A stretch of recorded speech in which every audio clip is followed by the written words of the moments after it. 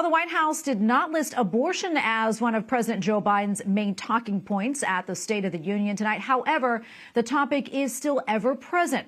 Some of the guests invited to watch the speech in the House chamber are directly tied to the issue. White House Correspondent Owen Jensen begins our team coverage tonight. Owen? Tracy, tonight, First Lady Jill Biden will sit in the balcony alongside several people, all invited to make a point. One of them, a woman from Texas who says she was temporarily denied medical care because of a Texas pro-life law.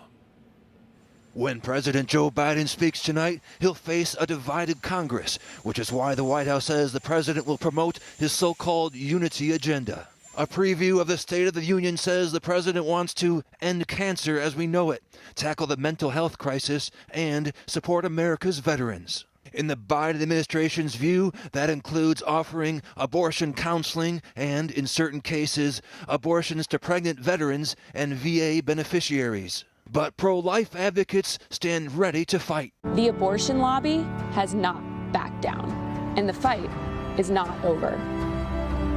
We must defend our pro-life laws and ensure more protections for the unborn and their mothers.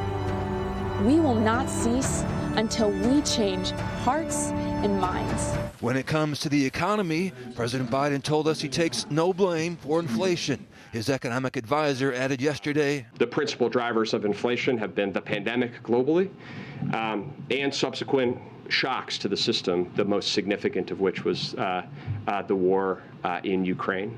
The president also told us yesterday he takes no blame for mishandling classified documents, although he did say, we'll wait till you get the whole report. On social media, President Biden urging Americans to watch tonight. Members of Congress and the Cabinet, Justice of the Supreme Court, my fellow Americans.